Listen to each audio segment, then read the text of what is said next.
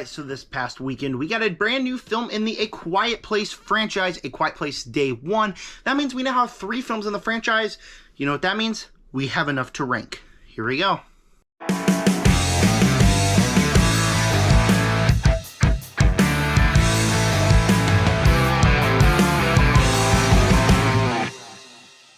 Alright, so before we get started, let me just say something about this franchise.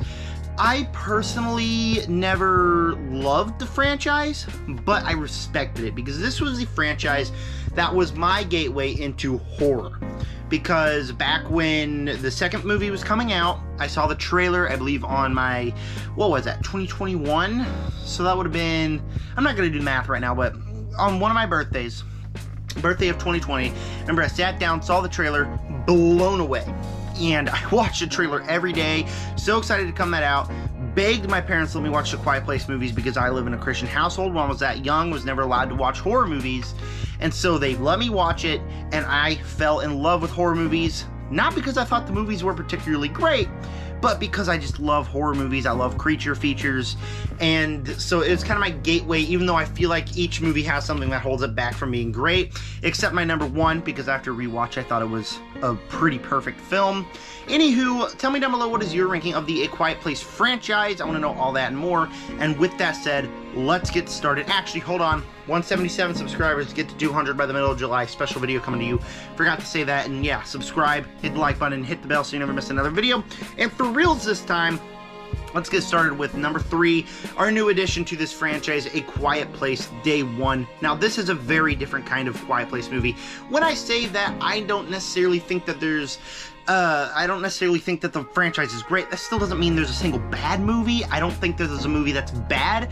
This Last Place, I think, is different kind of Quiet Place movie. And I went into this expecting what I expected, and it gave me something completely different. When this movie excels, it's a story about a man trying to help a woman who's dying of cancer, or it's never really explained what it is, but we're gonna guess it's cancer because it's terminal.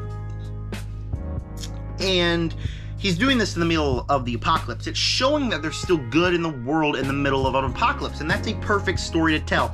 The final 20 minutes are very emotional.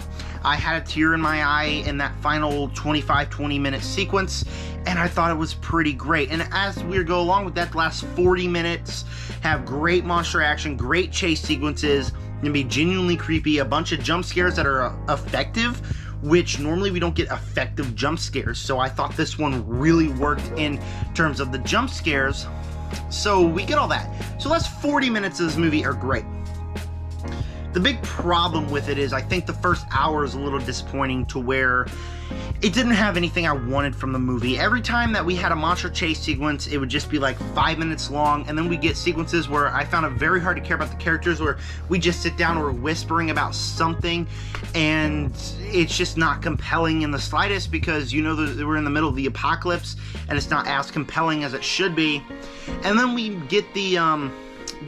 get no explanation for how the monsters work. Also, we don't get anything involved with sound.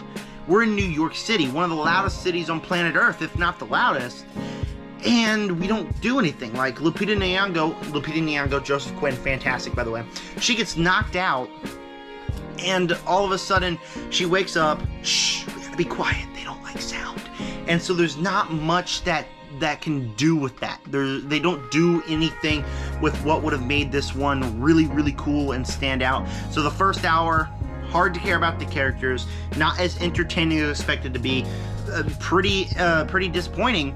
But then when we got to the last 40 minutes, great chase sequences, and we started to care about the character. So it completely fixed its way in the last 40 minutes, roped around to being pretty good, almost great. But that first hour, I feel like if I rewatched it again, I would like it more because I know exactly what to expect going in. But it's a very different type of Quiet Place movie, and it kind of disjointed the experience there a little bit, so it's last place in this ranking. Number 2, A Quiet Place Part 2. Until my rewatch, I used to think this was the best one, and there's so many great things here. The character arcs, when especially what's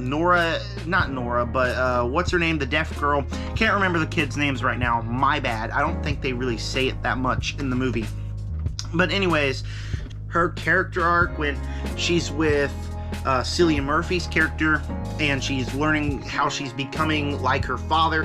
That's great. In the end, where the boy, he just stands up to the alien, holds the thing, shoots the alien. That is fantastic. There are character arcs that really work out in the end. There's great monster action when we get to the end. I feel bad calling it monster action because it's really monster scares. It's kind of what it is, and it was genuinely thrilling. The sequence where the alien gets to the island, where we get to the island, that's easily the best part of the movie. There's intensity skyrocketed there, but sequences when we're on the docks, it's great. There's every sequence of the monster in. Obviously, it's great because I love the monster looks, and it's really thrilling. And these movies, the first two movies, do something with sound to where you literally are scared every time that there's a sound made, because you know one of these creatures are close by, they're gonna try to kill you. And so it's very, very intense throughout the entire experience. So every sequence of creature was great, and the payoff to our character arcs, great in the back half of the film.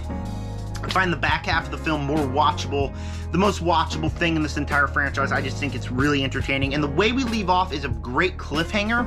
I cannot wait for part 3 because I really want to know what is going to happen next in this Quiet Place franchise, but it also has the issues that a normal Quiet Place movie does, to where I feel as if it just kind of moves at a slow pace.